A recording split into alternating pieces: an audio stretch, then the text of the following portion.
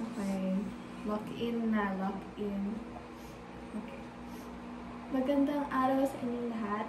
Ako po ay si Sila Ken Parata ng Pangkat Symmetry at ngayon magsasagawa ako ng isang interview.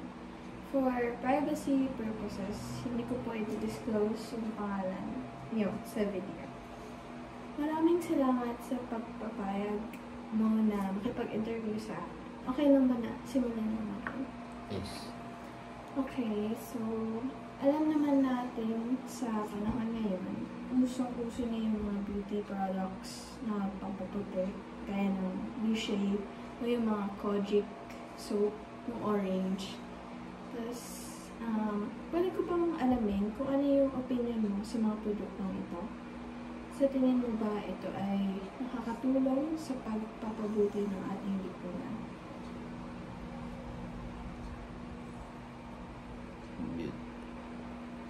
Nakakatulong naman yung pampaputi sa ating katawan.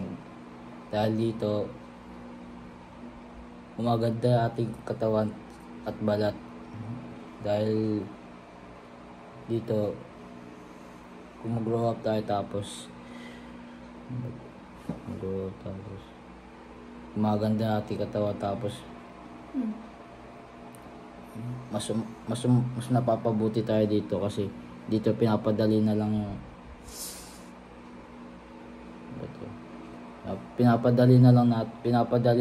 niya ito.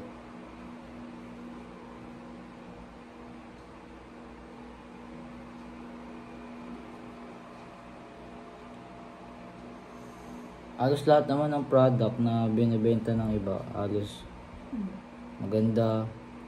Yung iba kasi na product, may mga peke rin kasi na product na may minsan nakakasira sa ating katawan kaya minsan binabasa pa rin.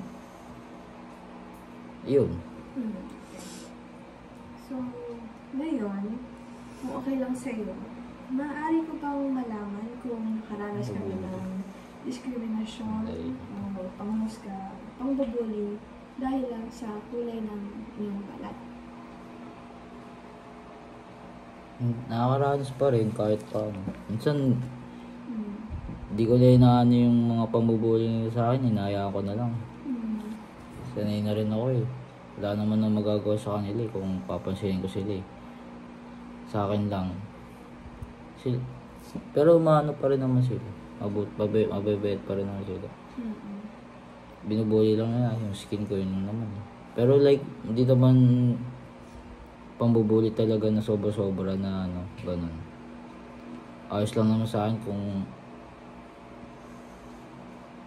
ganun. Ayos lang. Parang na kami, nasanay na rin ako sa pambubuli nila ganun. Ano to? So, ano pa, hinayaan mo na lang siya? Ganun.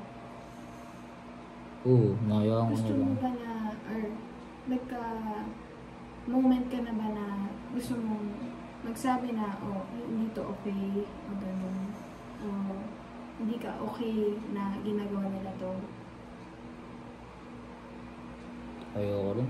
Nahiya rin na magsabi sa kanila. Naipag-ano na lang ako sa kanila.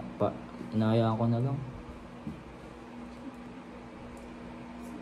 Maraming salamat sa pagpapahagi ng inyong karanasan. Alam kong mahirap yun para sa iyo.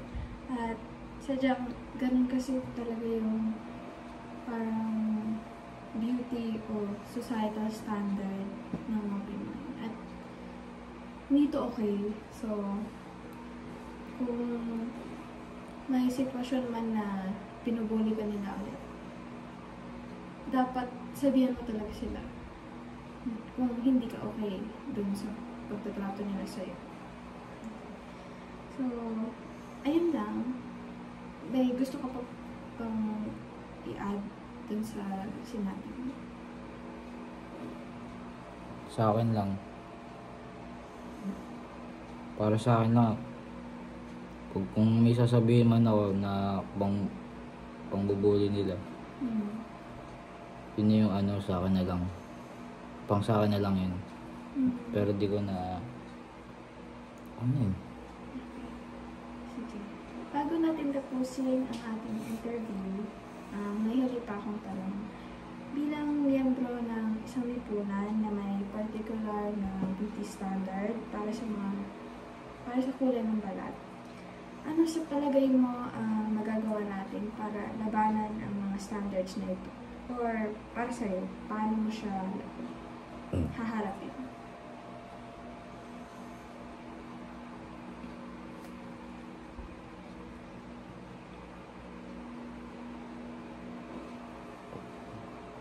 Kagaya ng ano, pagtrato.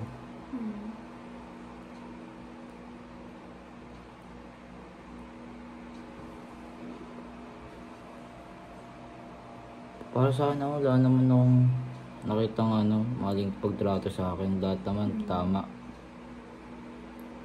Nasa akin na lang yun kung ano, kung ako mali ko na yun.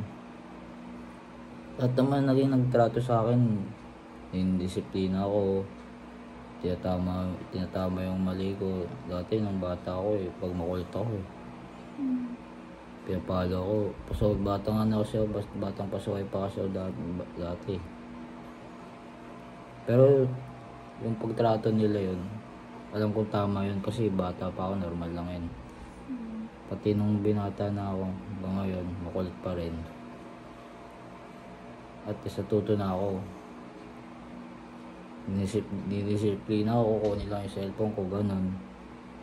Tama yung mali ko, pinababago ako. Ayun, natuto naman ako. Natuto na ako magbago. Pero kasi sa kaso ng kulay ng balat, hindi mo naman magbabago yun.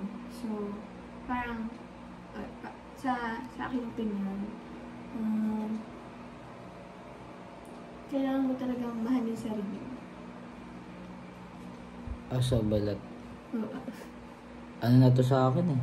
Normal na to sa akin, sa balat ko. Parang ano na to, parang dito na talaga yung kulay ko eh. Ganun. Hindi na okay lang. Ito na yung binigay sa akin eh. Okay. Sige. Maraming salamat sa pagsasagot sa aking mga tanong. Thank you so much. Okay na. Itong ano, wala na yun po. Thank you.